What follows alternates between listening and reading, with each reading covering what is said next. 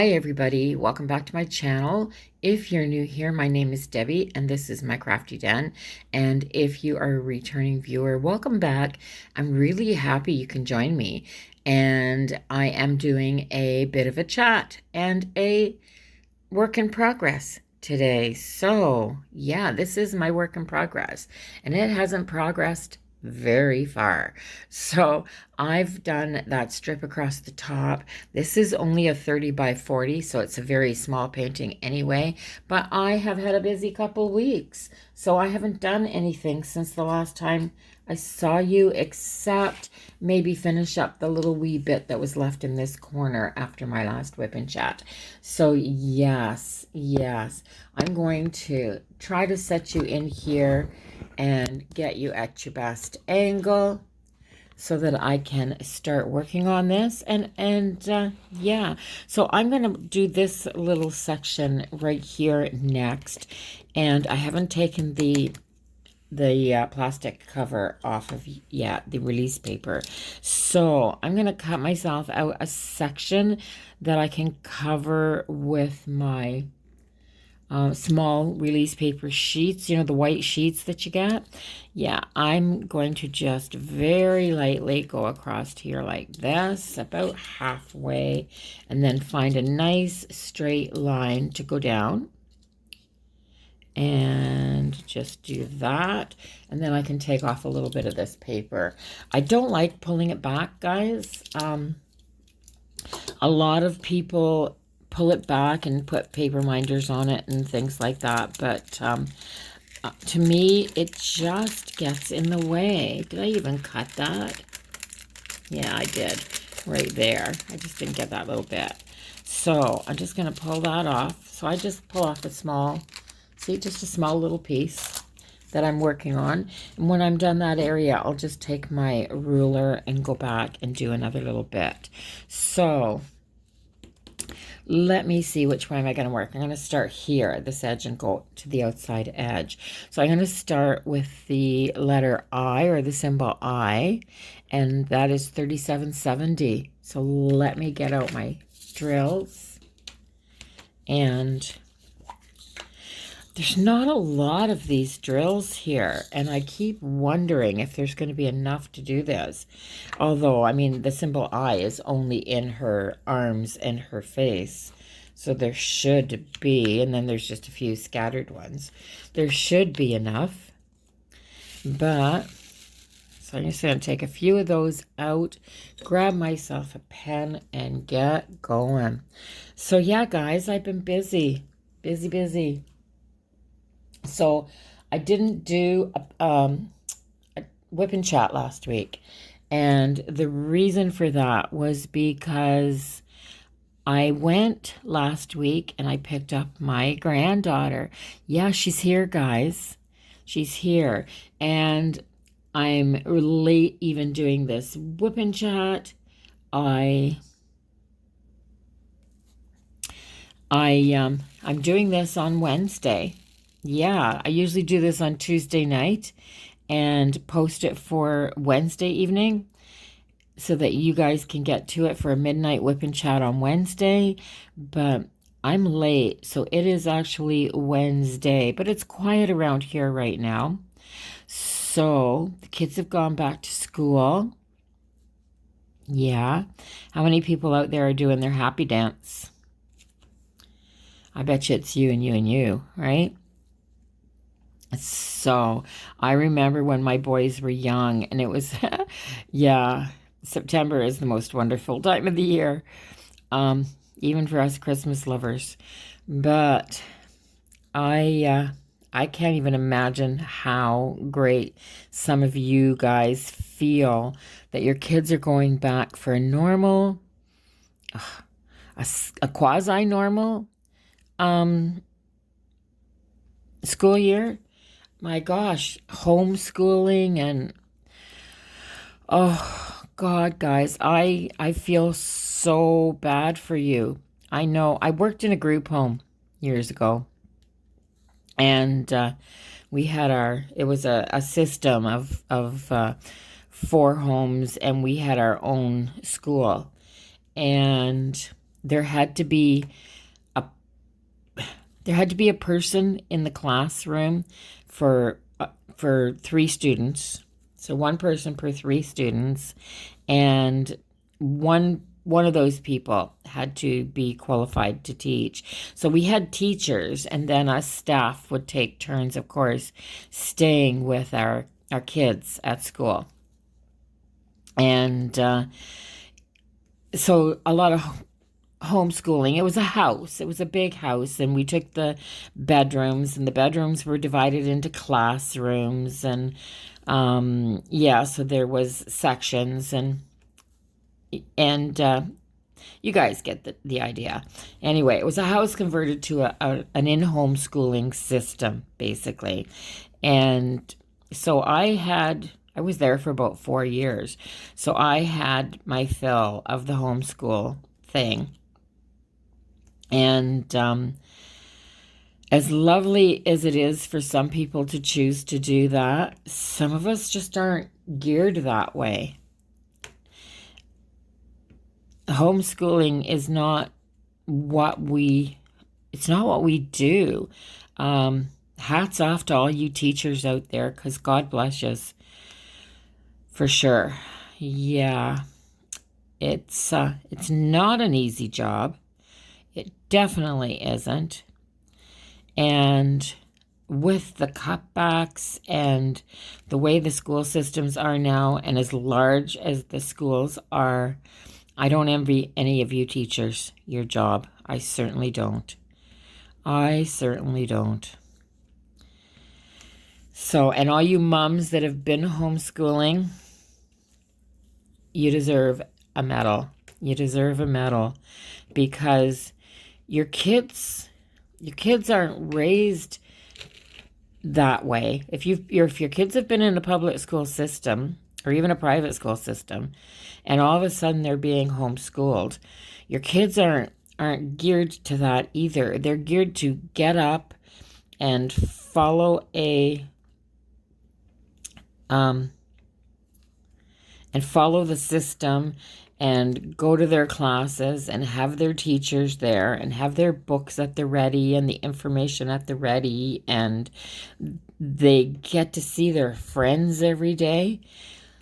So it's been hard on them too, because school is your social life when you're that age. Oh God, I can't even imagine if somebody had taken school away from me, because that's where I saw my friends. Yeah, but anyway, the last 2 weeks. So the last time I was talking to you guys on the Wednesday, I was leaving on either Friday or Saturday. So I chose to leave on the Saturday. I got everything ready, and I drove, and I left here on the Saturday, mid-morning, and I drove till I was so tired. I must have drove for about 9 or 10 hours, and then I just pulled over onto the side of the road, and I climbed into my back seat, and I slept for a couple of hours. Or I was going to sleep for a couple of hours, so I must have fallen asleep around 10 o'clock at night. And when I woke, and you're just sleeping just off the highway. I mean, there's places that you can pull over, and beautiful little rest stops and stuff. And there was lots of people sleeping there. So I pulled over amongst all the other sleeping people, and I had a little nap. I woke up, it was about 4 o'clock in the morning. But it was pouring rain, and it had been raining since before I went to sleep. And what is that? 993 I'm going to go to next.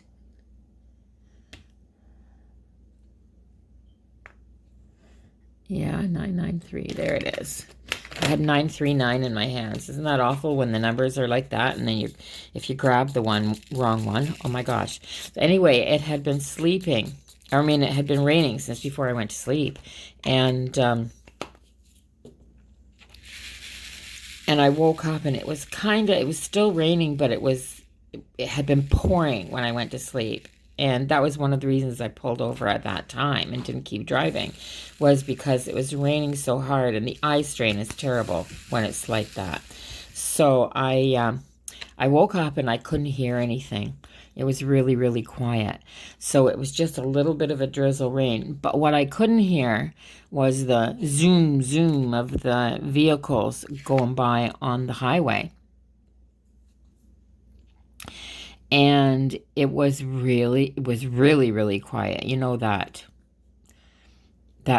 dead quiet in the middle of the night. So I got up and I used the facilities and washed my face, and I was awake and I'd had a pretty good nap. So I thought, well, I am going to leave here. Well, I'm driving from here to Ontario. So I'm on the Trans-Canada Highway, just before Quebec City in Quebec, that area there. And so I started driving, and there's a toll bridge on Highway 30, and it's a good couple of hours away from where I am. And by the time I hit the toll bridge, I'd only seen like 3 other vehicles. And parts of the highway are under construction, and it's drizzly, and then it would rain, and then it would drizzle some more. And so there's all these big orange pylons because there's so much of the highway under construction, and I'm going through this, and it's dark, but there's lights. I mean, there's city lights. You can see all kinds of lights. But it was like driving in a zombie apocalypse. Nobody else on the road. It was such a strange feeling, but it was really nice because that is typically the busiest traffic-wise part of my trip. And I did the whole thing without another vehicle hardly on the road. So I may actually change my time that I leave here to a later time, and then just take my time so that I go through that area in the middle of the night. I'm not a huge fan of night driving, but it's not hard to see because you've got, like I said, all the city lights. And the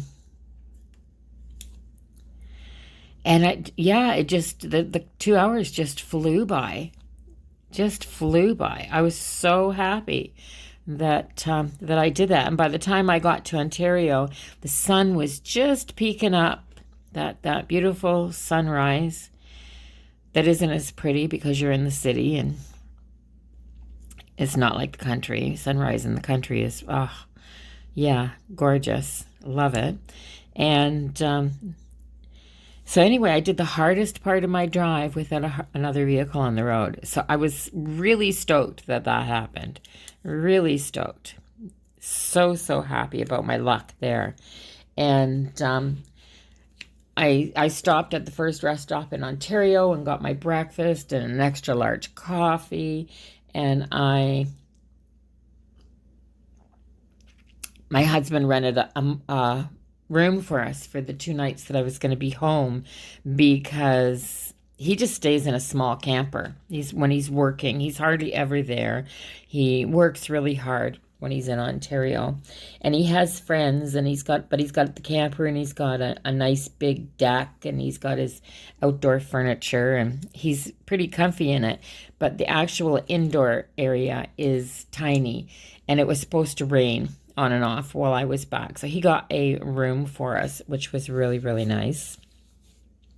I didn't do much except visit my husband. He took I arrived on Sunday, so he took the Monday off, and I left there to come back on Tuesday. So we had Sunday afternoon, and we had Monday, and we had Tuesday morning.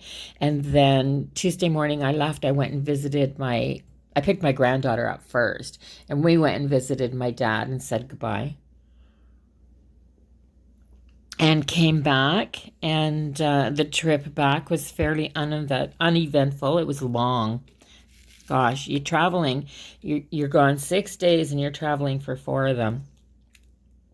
Yeah, it was a quick trip, guys, but I didn't want to go there. The numbers are up in Ontario again. They're spiking bad, and my little area here is good. And my sons are both back out here. My granddaughter's dad is back too. He came back at the same time that we did. And so he got a job out here. Guys, I'm so excited about that. So my youngest son, who is, I'm not even going to tell you, he's in his 40s, my youngest son. But he's here to stay now. He found a job he was going back to Ontario to work, but hadn't quit looking for something out here in his field. He's a small engine mechanic, and he honestly found a job out here, only half an hour from where he lives, in his field. Yeah, in his field of training, and not great money, but decent money for here. And yeah, so he came back. He started yesterday. So happy for that, because that means he's here now. So yeah, the family is, I've only got the two boys, my two sons, and they are both here. Isn't that awesome? So yeah, we all live in the same province again. That's been years since we've all lived in the same province. And oh my gosh, I'm so happy for that. It's so nice knowing that it's an hour away instead of a day away or 2 days away. And when my son was in BC, it was an almost impossible trip to make. I mean, I don't fly, guys. I just may as well tell you that right now. I don't fly. Yeah, if I was supposed to fly, I would have been born with wings. Yeah, I'm not, I don't like that much. So I drive. When I go to visit, I drive. And so over the course of that 6 years that he lived in BC, I only saw him half a dozen times. And once was, the reason that families get together, weddings and funerals. Yeah, once was not a happy occasion, and he flew back to Ontario for that. So, yeah, I can just go and visit, which I've done twice since I've got back. So we were only home a few days, and I wanted to show. I'm excited to show my granddaughter around. She's excited to see everything. So the first thing, of course, she wanted to see is her dad's cabin, where he bought and just moved to permanently. And so she was excited about that. So we drove on Friday. We got home Wednesday. We went on Friday to his place, which is an hour away, and spent the day with him at the cabin. And he was gone all summer. It is overgrown. You can't see his little place from the road when you drive by, and it's well treed. It's a little spot in a forest, kind of. It's only a stone's throw from the road, but yeah, it's well treed. And so we pulled up in the driveway, but there's an abandoned house next door to him, and it's been abandoned for years. I mean, it's one of those types of places where you get your camera out and you walk around and you take pictures, because it's one of those unique things. It's half caved in, an old place. And it was an old farmstead at one time, I think. So, and everything's gone except the house, and the house is kind of half gone. But from the road, the front of the house looks like it's still there, but really run down. So we pulled up his driveway, and you could see that to the left. and on the passenger side of the car, and she looks at it and she goes, "Oh, I wasn't expecting this." But I started laughing because I knew exactly what she meant. But then you just pull up a little bit further and you can see his cabin, and it's lovely. So, yeah, it's all log on the outside and has a big front porch. And yeah, it's lovely. So she was quite happy with that when she saw it. And it's just, it's just his type of spot. Just his type of spot. And right now, it's just him. He does have a girlfriend, but it's just him. I imagine the both of them will end up living there. And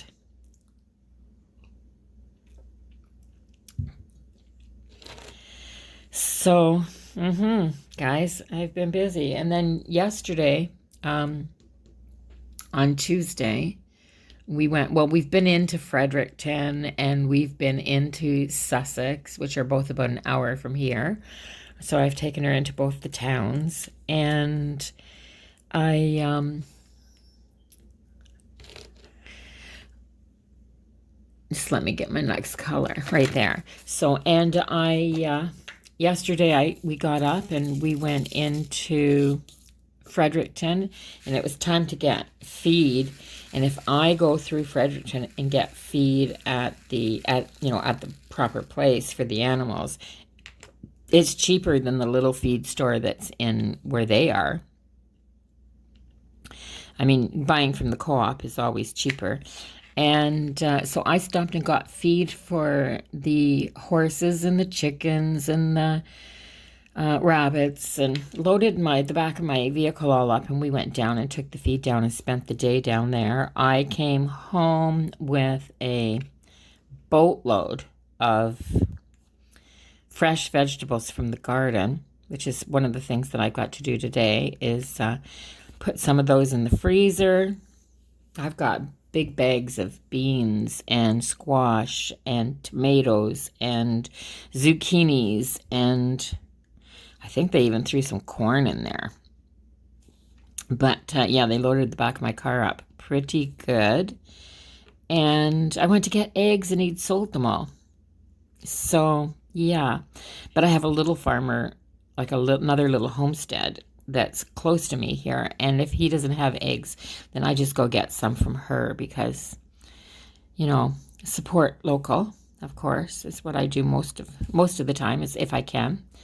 And yeah, so we've been busy. We didn't get home till well after dark last night.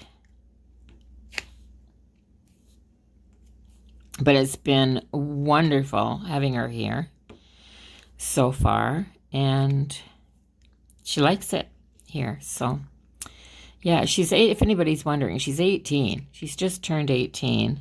She's done high school. Taking a year before she goes to college because she's taking some more advanced courses online as prerequisites to whatever it is that she's taking in college. And my son's got her brother, who's just 2 years older than her, is back in college this year again. My oldest granddaughter, she's in her last year of university, I want to say. I believe it's her last year. This is her 4th year, so I think she's done at the end of this year. And but she's way up in Sudbury, Ontario. That even seems like it's so far away. Like, she's another day's drive past when I go home to where the rest of my family is in Ontario.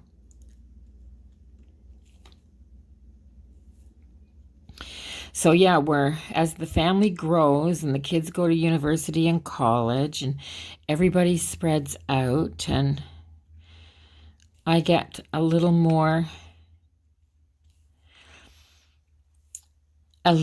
stressed about where everybody is. Oh my gosh. I thought as a mom, okay, so here's the thing. I thought as a mom that when I raised my boys to the good old age of, 18 to 20, that they'd fly the coop and become independent, and I'd stop the staying awake at night wondering where they are, and every time they leave the house worrying thing. But nope, that didn't happen. So now I just worry all the time, and I worry about the grandchildren. I've got 8 grandchildren altogether, 3 step-grandchildren, and 5 from my boys. And love them all, though. Even the step-grandchildren, I've known them quite a long time. So love them all. The two of my steps are in BC still. They started a life out there before Mom and Dad came back here. So they're in BC. And yeah, so and my other granddaughter here, she's my step-granddaughter. She's starting high school tomorrow. The high school gets broke down into sections, I guess, when they go back here, the grade 9s. So the rest of the high school goes in, and then the grade 9s, they go in.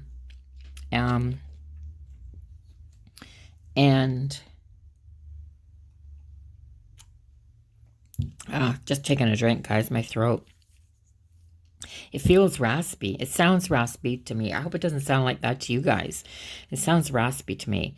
But yeah, and I've only got 1 granddaughter and 1 grandson, cousins, that are still in public school. The rest of them are in college or university or living on their own. Scary stuff. And yeah, you never stop worrying. You never stop worrying. It's impossible. It just can't be done. I don't care what anybody says. It can't be done. You've always got that. And then you worry too. Like, I mean, I still have a parent. I'm 66. And I still have my dad, and my stepmom. So I worry about them. And yeah, all this worrying's not good for you, but you can't help it. I mean, there's always that, in the back of your mind, is everybody safe? Is everybody okay? Every time you hear that there's a storm in their area, because I follow the news for their areas. I was just looking to see what letter I was looking for here. Every time I see the storm, and Ontario has been getting a lot of tornadoes this year.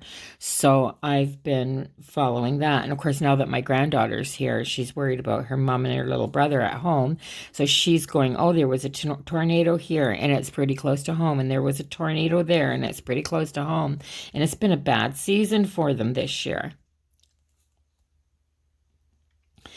And my hubby's there, and my sisters are there, and I'm the oldest. So I've spent my whole life worrying about the younger ones. I guess I was just built that way.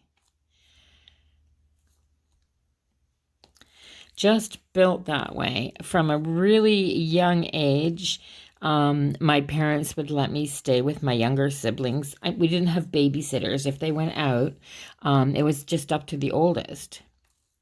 And back then, that's the way it was. You didn't call a babysitter. The kids just stayed home and had to toe the line. So we did that. So from a very young age, I was responsible for the welfare of my younger siblings.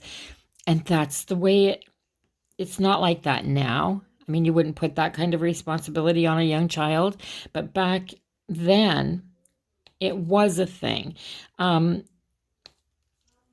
People had to make a living.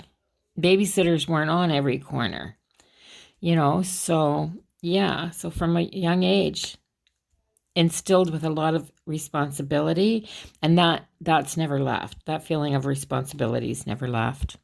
So yeah. Like who else? I mean, I'm sure you ladies out there that are um, born in the 50s and even earlier, I know exactly what I'm talking about. Know exactly what I'm talking about because that's just how you were raised. As a young lady, you were raised with the responsibility of caring for others in your family.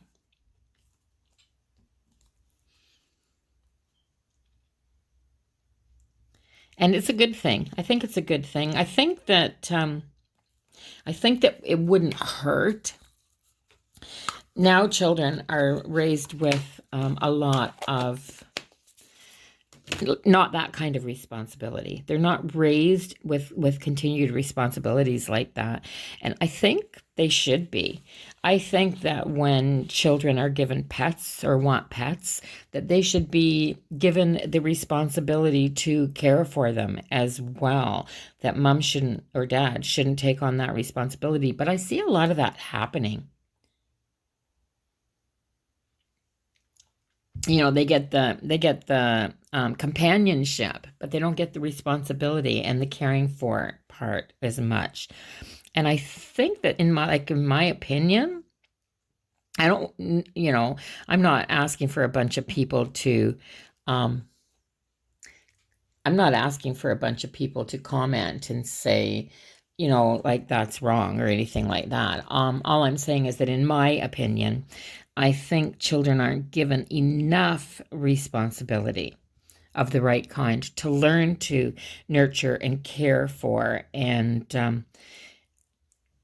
do the right thing.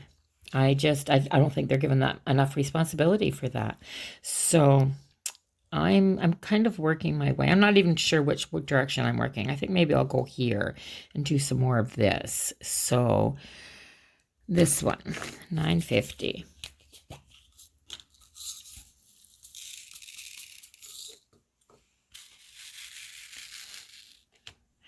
And yeah, I think that it wouldn't be such a hardship when they get out into the world on their own if they have that type of responsibility when they're younger, then looking after themselves is easier when they get out into the world. I mean, my gosh, I see young girls that are leaving home and going out on their own, and they don't know how to make a budget. They don't know how to manage their money. They don't know how to keep house. Like they don't know how to um, clean other than, just a basic touch up. They don't know how to grocery shop for themselves. They don't know. There's just so many things that they don't know how to do. And when I mentioned to my granddaughter that I had because um, she mentioned something about making something. I forget what it was, but it entailed using a sewing machine. And I said, that's okay. I have a good sewing machine. And she goes, oh God, I don't know how to use that. And I'm thinking, that's not right. So she's going to know how to use it before she leaves here. Um, yeah. And it's not like it's hard either, but it was just something that I learned in school. We took home ec. They don't even have that anymore. But so, oh, I'm into my paper here. Silly me. So, am I in my paper there? No. So yeah, so we took home ec. In home ec, what did we learn in home ec, ladies? We learned how to sew, we learned how to cook, we learned how to keep house, we learned how to mend things. We learned, and of course our moms were teaching us that as well. So we got double whammies of it. But I mean, I left home at a very young age and was completely capable of looking after myself. And I got married young, and I was completely capable of getting a job and being able to look after my household and do all the things. I think um, I think children could be raised to be more prepared for the real world. I said something to my granddaughter the other day about math. I was trying to figure something out, and I had a piece of paper and a pencil, and I was just scratching it down. Well, why don't you just use your phone? Because if I see it, I can do it, and I know what my thoughts are on paper, and I can see them. Well, we don't need to know how to do that because everything that we can do is just on a computer. Yeah, guys. That's the reality. That's the reality of our young people. Scary, eh? Scary.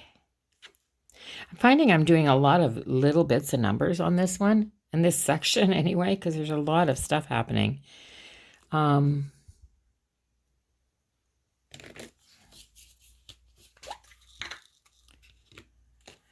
So, I don't know. It makes me scared that, when everybody from our generation's gone, that generation's going to be running things. And I'm not saying that they're a bad generation. I'm just saying I think they're unprepared. Now, they've been raised and taught compassion and forgiveness and,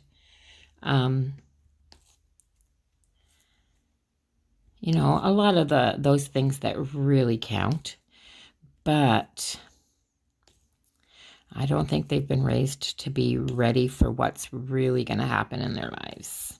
And that's the scary part, because they're going to have to learn it as they go through it.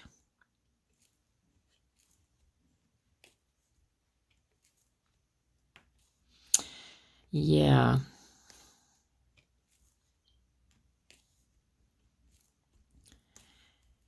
These little dolls, honest to goodness, guys. These little dolls, like when they come together, these little faces, which have so little expression on them, but when you put them on these little dolls with the big hair and they're kind of a rag doll look. They're just so adorable. They're so adorable. I can't wait, because these are going to go on my craft room wall. And I think they're just going to make me smile every time I look at them. I've got 5 of them. And I've got 3 that go vertically and have the one doll in them. And then I've got 2 that go horizontally. And one has the 2 dolls together and one has a set of 3. And yeah, I can't wait to get them done. Oh, gosh. Yeah, I can't wait to get them done. And I'm moving my craft room. Amber's going to help me do it while she's here. I am going to move it from upstairs to the main floor. We were saving the main floor room as a guest room, but we so seldom use it that we're just going to move it to the bedroom upstairs. Because, most of the time, anybody that uses that guest room is family anyway. So we're just going to move that to the upstairs. And we're going to turn this into an office / craft room. So we're just going to put a teeny tiny little table in there for my computer and printer, basically. And if you guys see the light changing, I don't know what's going on, but the flash on my camera goes off and then it comes back on. So let me reset. There, I just reset it, the camera, and hopefully it'll stay on this time.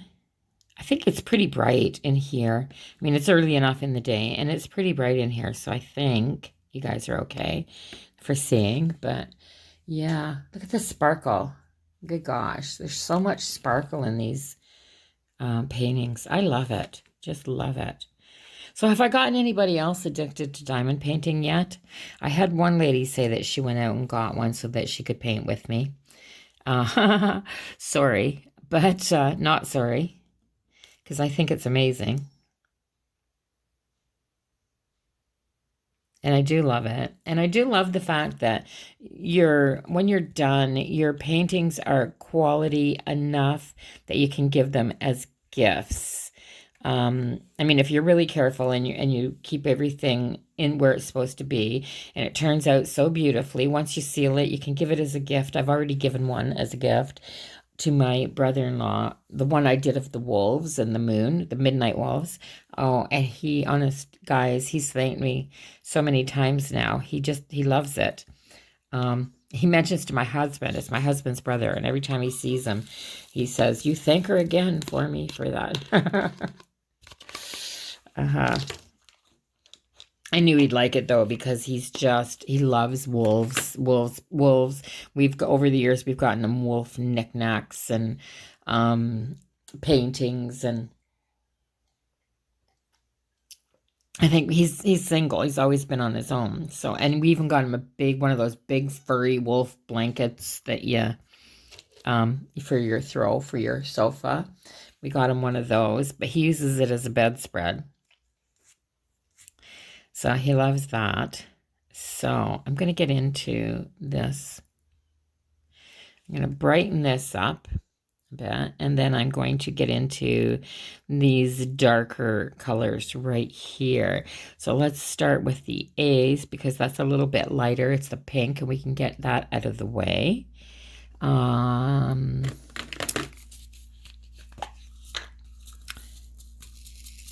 So I wanted to mention, I should find them again and put a link down below.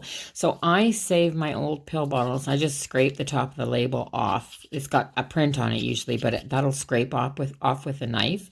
And then I put the number of my drills, and I just fill these with my drills because I like to keep my diamonds that way. So I found on Amazon, I was window shopping. Is that what you call it when you're on Amazon? Browsing. I'm just going to call it window shopping. So I was window shopping on Amazon, and I came across, because I've gotten a few diamond paintings supplies on there, I came across these pill bottles, guys. Yeah. So you can buy them. What a great way to save your old your used drills. So you can buy them in different sizes, but the size that I found, I think, are the standard size, and you can get, I forget how many you can get and how much they were, but I'm actually considering, because it's just the most amazing way to keep your drills after you're done painting with them. So I've got stacks of old drills in my drawer for my older paintings, and I've my last two paintings I've put in these bottles, and I really, really like it. But these are going to end up being permanent, and I'm going to go through all those drills that are in my drawers when this painting's done, and I'll dump those into these bottles, the ones that match. But I would, I'd like to have a drawer, just a shallow drawer, where I can just pull it open and all my drills are in there. So it's nice to have your own drills if you're short. You can just, And I've been trying to come up with all kinds of ideas of things that I can use them for. Right now, I've been using them as like little rhinestones on little bits of art. I put a few on some ATC cards, just stuck them down with glue. And yeah, so I probably won't ever have to buy any rhinestones or anything like that again, because I'll just use these little diamonds. I think they're perfect. Perfect.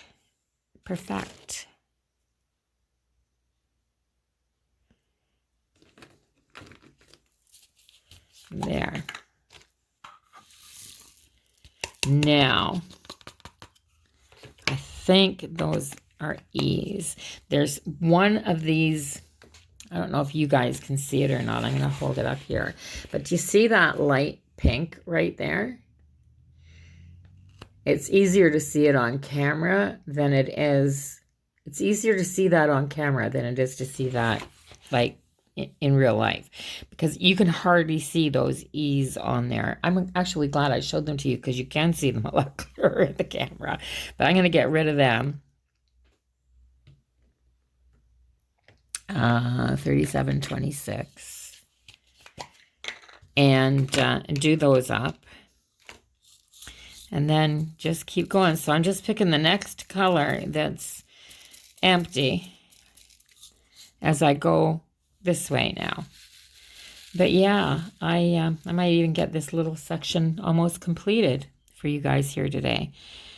So I've been busy doing fun stuff, which is always the best. You can do that once you retire, eh? Just be busy doing fun stuff. You don't have to do the stuff you don't want to do. Nah, I'm just kidding. I still have to do the stuff I don't want to do. But I got some canning to do. I'm going to get to that, some of that later today. Like I said, I'm doing this on Wednesday morning instead of Tuesday night. But it's still a midnight whip and chap, guys. It's still going up at 8 o'clock. I'm going to try to keep it as normal for you guys as I can. So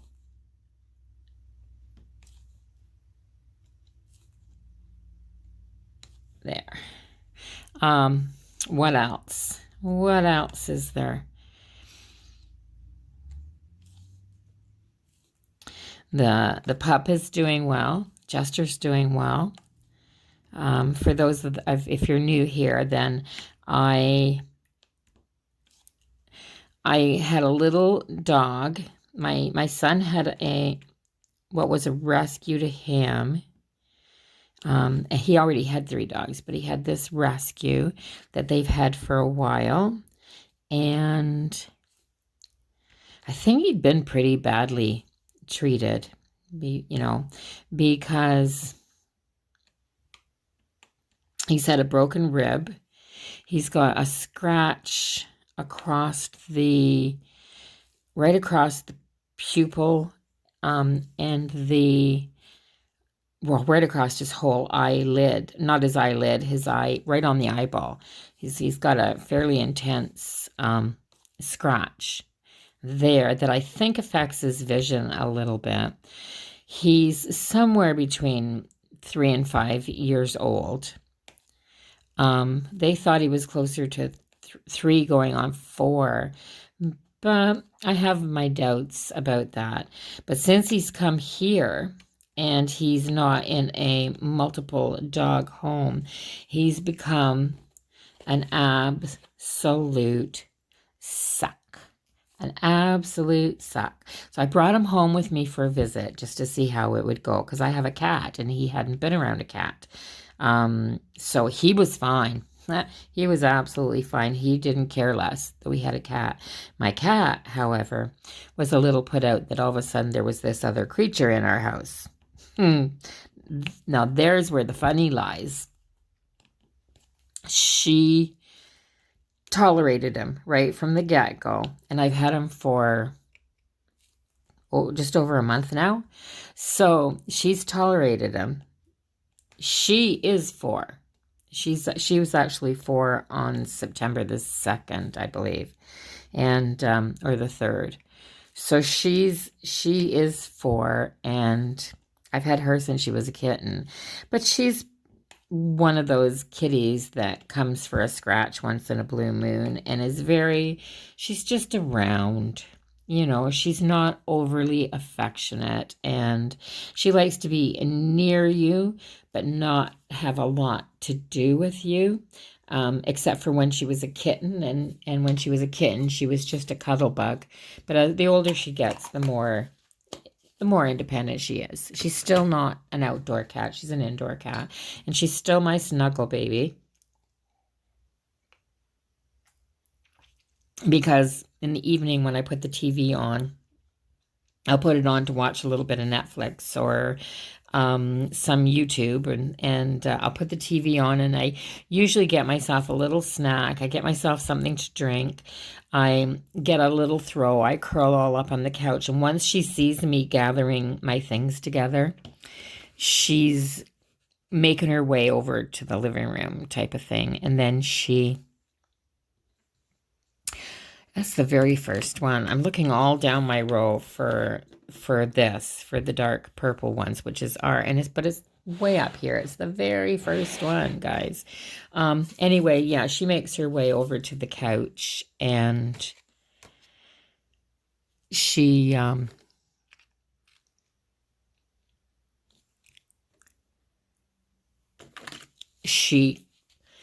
it's hard to explain. It's hard to explain. So she'll make her way to the living room, and then she'll sit and she'll look at me for a little while.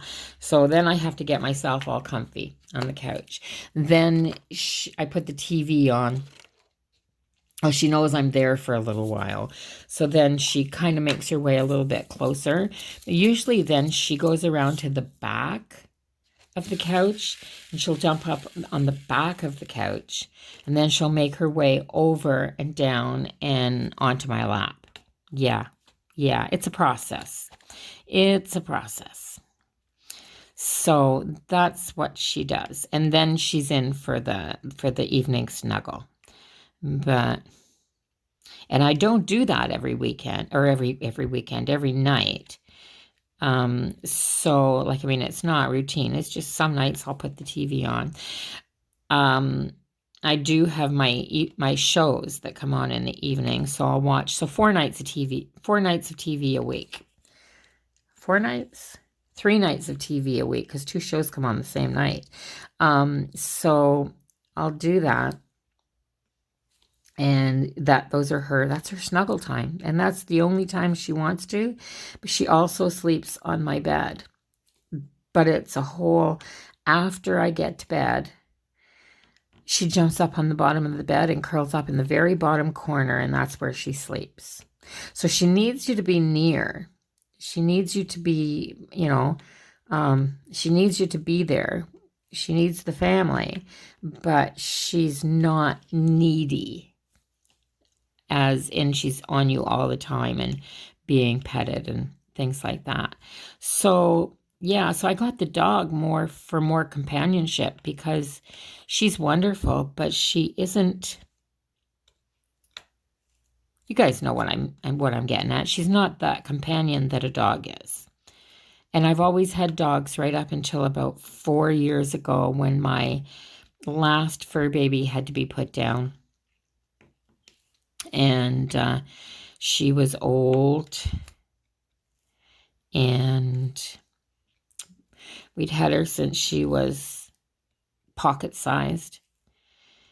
And she was a bit of a different. She was a husky and coyote cross.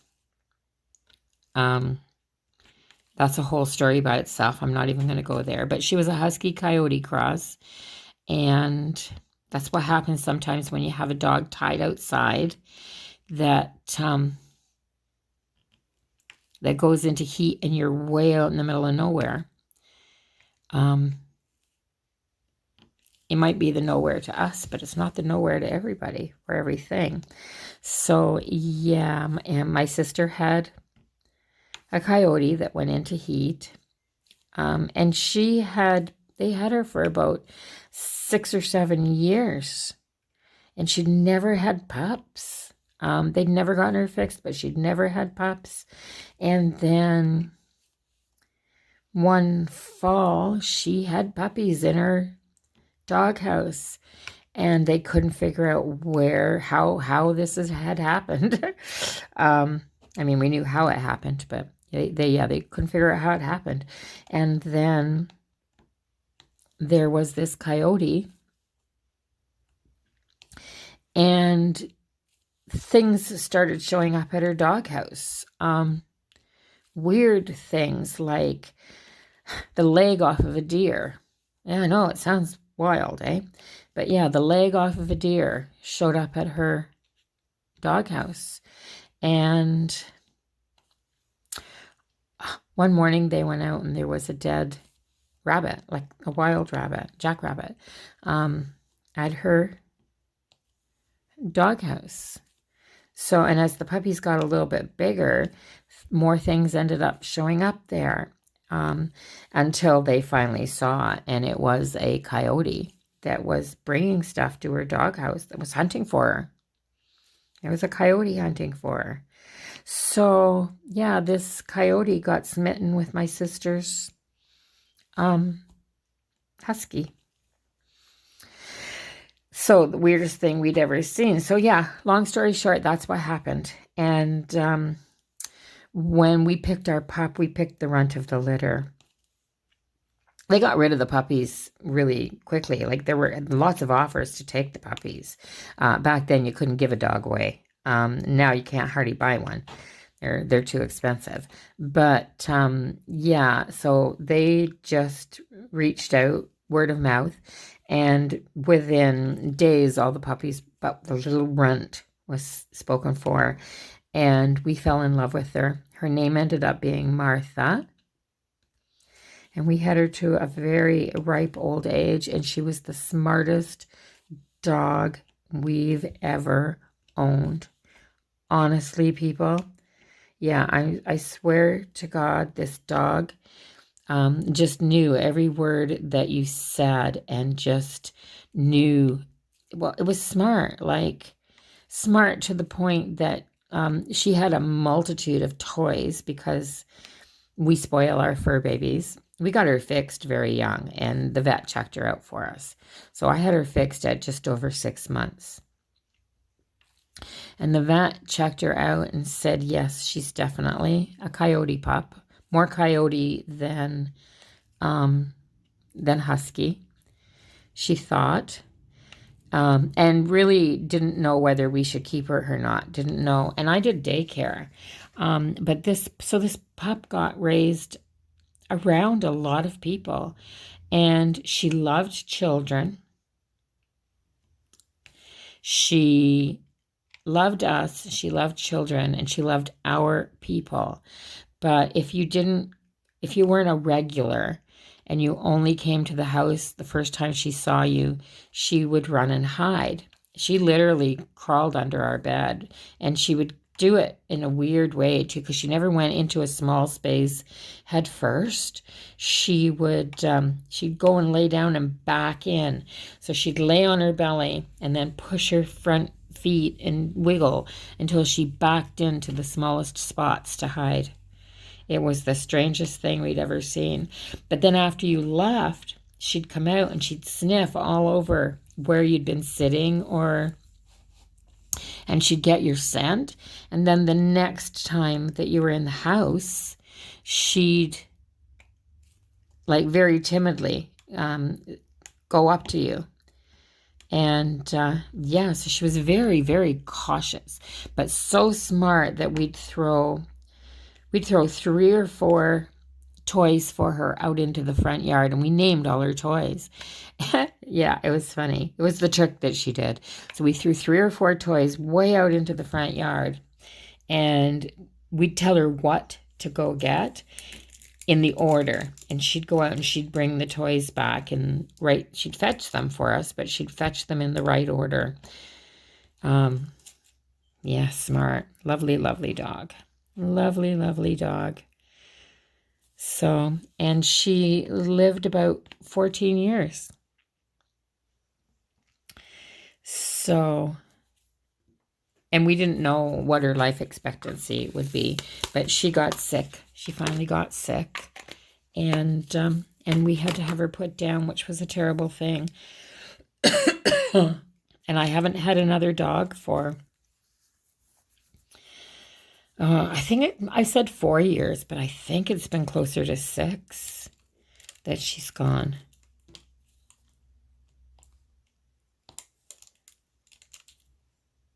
There. Yeah, I'm pretty sure it's been about 6 years since I've had a dog. And I'm telling you guys, I'm enjoying it. I'm enjoying it so, so much. I've lost a color. I put it back in the wrong. I try to keep them kind of in numerical order, but there it is. Yeah. Yeah, I'm enjoying it.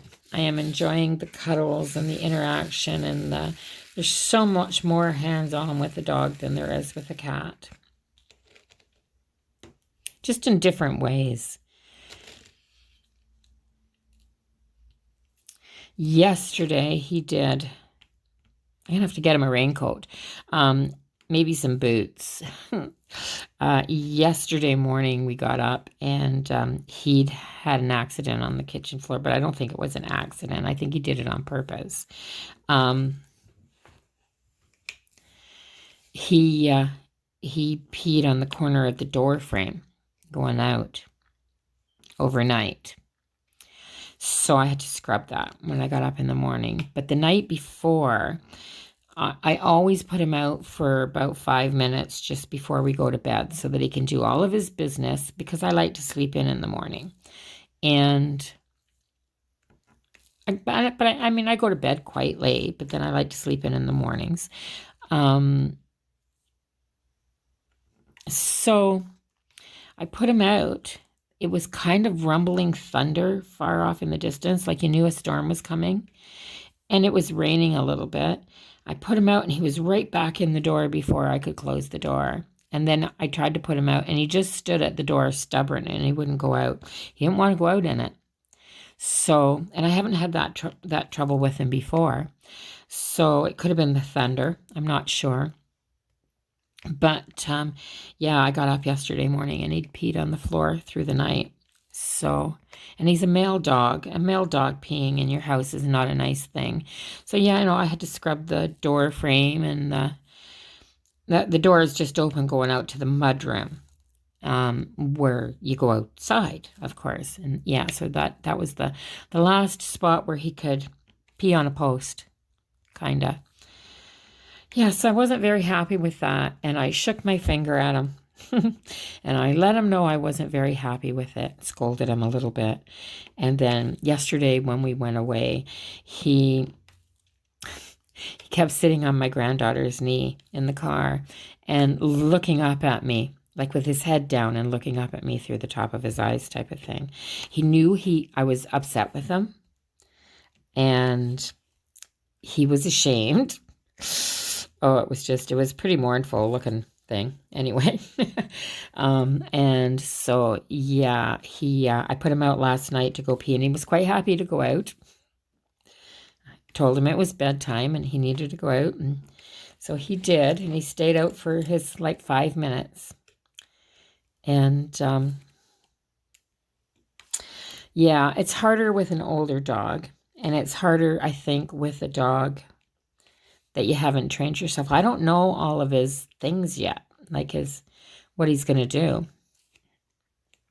So I hope that doesn't happen very often.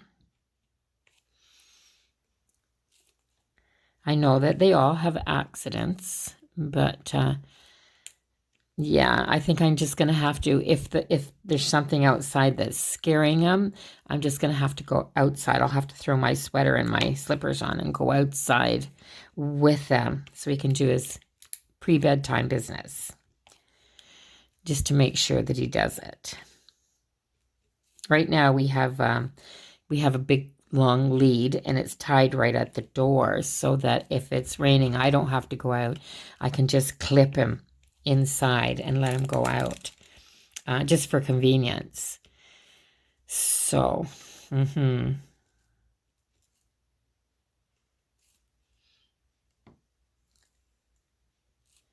I think a fenced-in yard would be nice. Maybe we're still looking for another place, so that may be one of the prerequisites for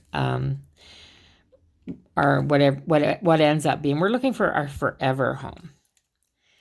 This one got us to New Brunswick, and I do love it here in this little town. But I'm in a little town, and when you're within a town limits, there's restrictions on what you can do. So I can't have my rabbits and my chickens here. So we're looking for our forever home, which will be outside of a little town. We have different areas of New Brunswick that we like better than others, so we're kind of looking in those areas. And because my husband isn't here full time yet, it's hard. We'd like to choose a house together, of course. So he's not here full time yet.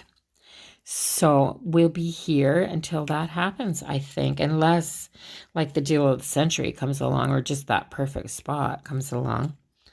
And then he may have to make a trip out to come look at it and do the stuff.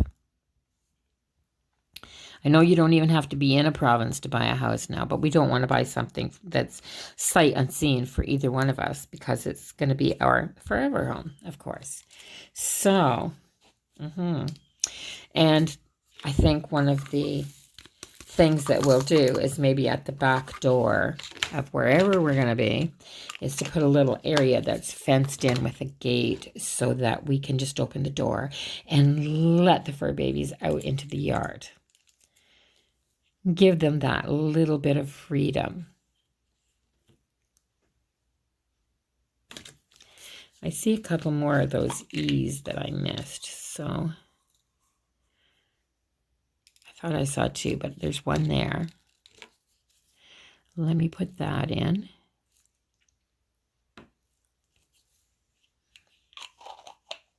Oh, no, there's the second one. There's the second one. It's right at her eye. There.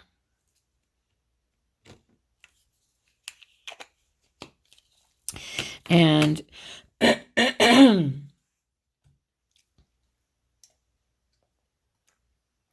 my throat is scratchy today. Could be all the rain. It could be all the rain. It's rained, oh gosh, guys, it's rained an awful lot here this summer and this fall's here, and it just, yesterday was nice. There's sunshine in this morning so far, so I'm going to keep my fingers crossed.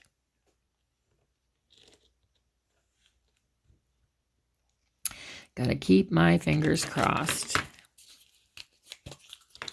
Would be nice to have some enjoyable weather to get outside. And I do have to do some canning today, and I don't like the steam that builds up in the house when I do that. I do a boiling water bath when I do the canning, and you end up with a lot of steam in your house. So it would be awfully nice if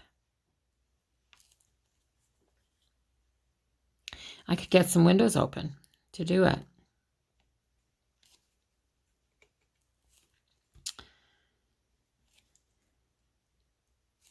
Yeah, I'm working on this. I'm on my second cup of coffee, and I decided that I was going to sit this morning and diamond paint, visit with you guys. The granddaughter's sleeping in. That's what 18-year-olds do now, I guess. I can't say that. When I was a teenager, I wanted to sleep in every morning. So, and when I say sleep in, I mean 8:30 in the morning. When she sleeps in, she means noon. Yeah. Different perspective. I think she's awake in there. I think she's on her phone.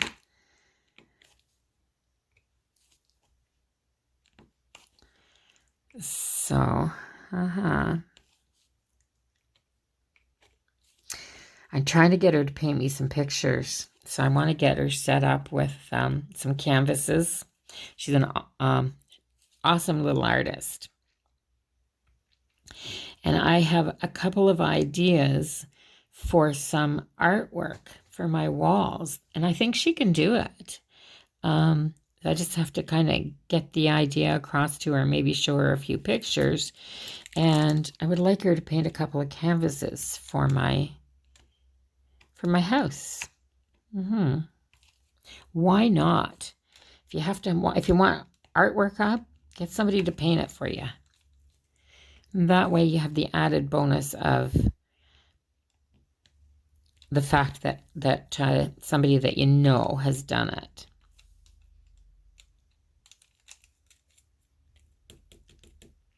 There's some W's in here. I think that's a dark green, that W. It's $9.39. It almost looks like a deep gray, but it has a green hint to it. I wish they had colors. I wish they had color names. I think that would be like cool. Like the sea foam green and the, coastal blue and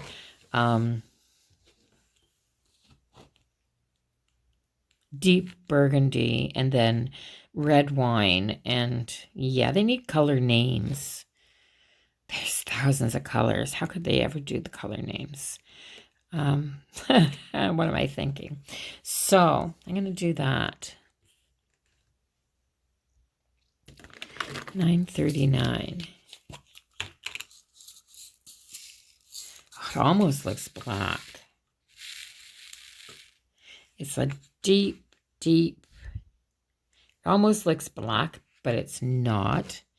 It has a hunter green color, like that deep green undertone.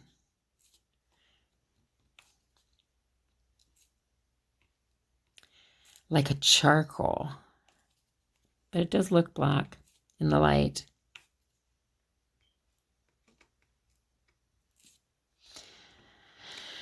But it's not, because I know the black is $3.10. So, there we go. Just get this little shadow. It's just the shadow under her chin. Is what this is. I need a new pen. I filled a bunch of them before I started. There.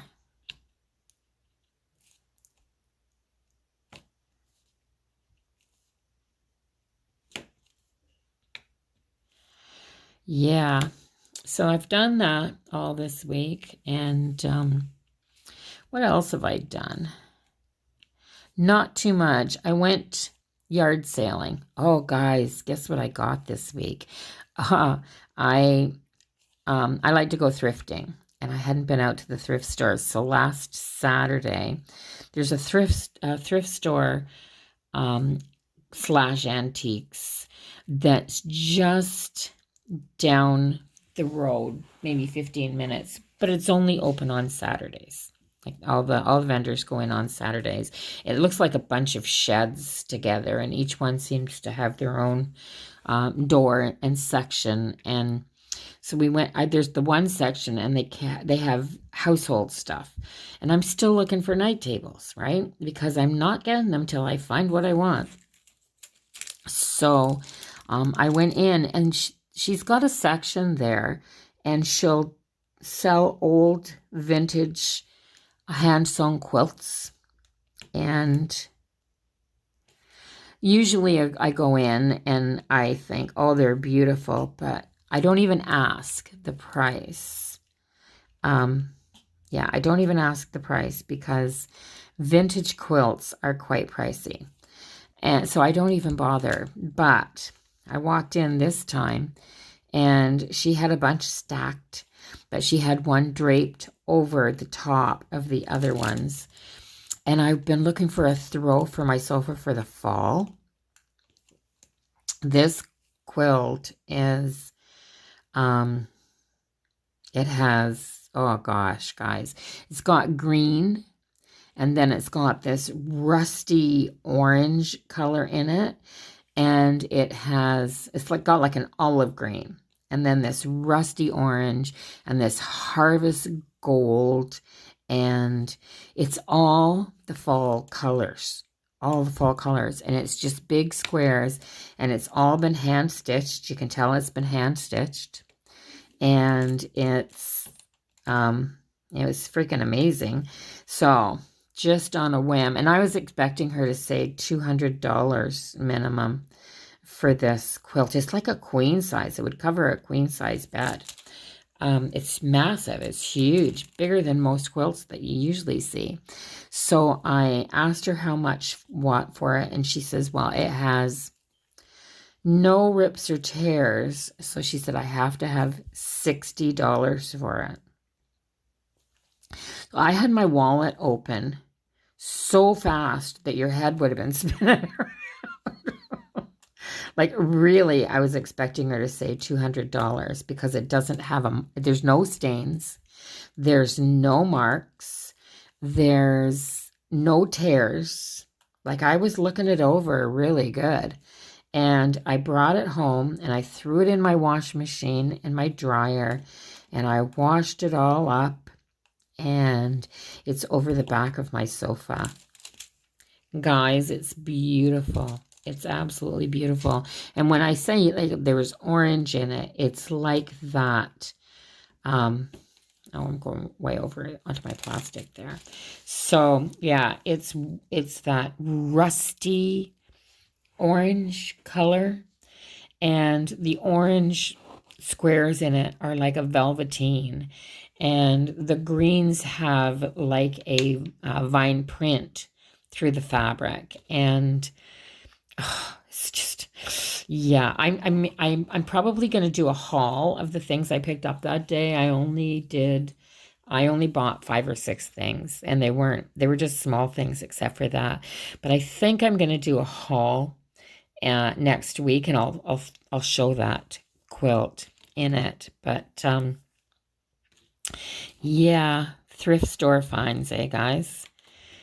Sometimes you never know. Sometimes you never know. So anyway, yeah, I really, honest to God, I was expecting her to say $200, maybe $250, because it was such a big quilt. And I mean, in Ontario, I've seen them, I've looked at them, and that's what they've wanted for them. And so I just gave up asking. But the colors in this one were so beautiful, and I just loved it. So I took that chance, and yeah, it was $60. Oh my gosh. My heart just goes pitter patter thinking about it. So,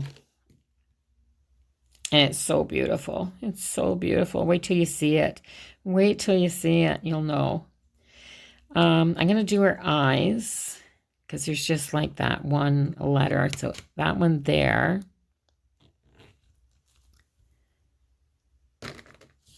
That one there is like I don't know, this is like a taupey color. It's like a taupey color.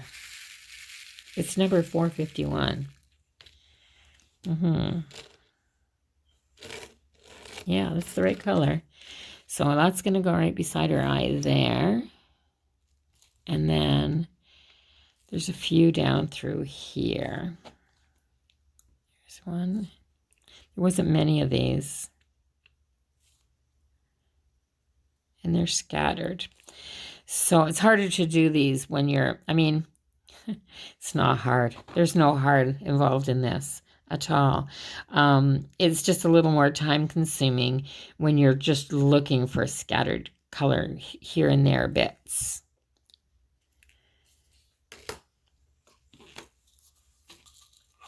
Yeah, there was only 2 of those, I think. I may find another one later. But I do have these blues, these O's. So I'm going to do those.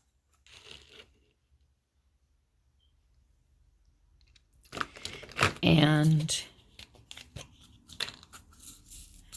so, look at that blue. Look at that blue, guys. Isn't that pretty? Look. Oh my gosh. Oh my gosh.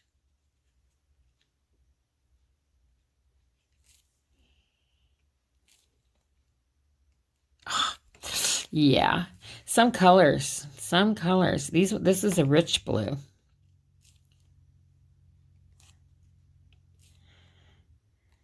Oh. I want to put that one down, so I'm just going to lift that paper a little bit so I can go below the line. Yeah, cheating.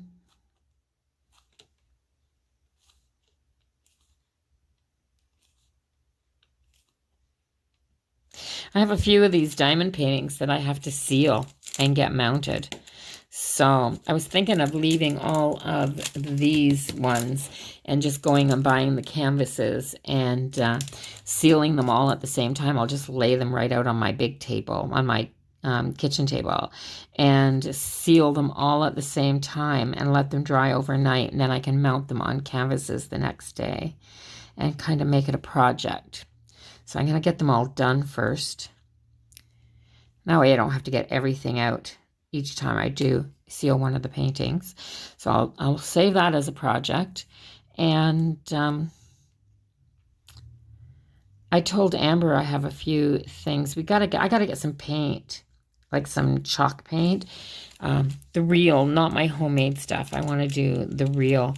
I inherited my grandmother's china cabinet and buffet. So my grandmother and grandfather got this china cabinet and buffet and set of dishes as a wedding gift. So we can't even go back to how long ago that was, like the early 1900s.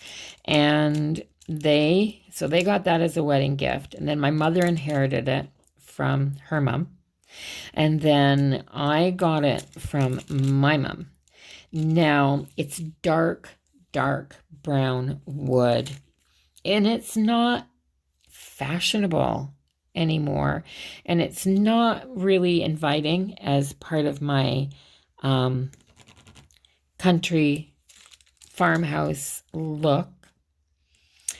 It is dark. I mean, it's almost black. It's so brown, and but they're two beautiful pieces.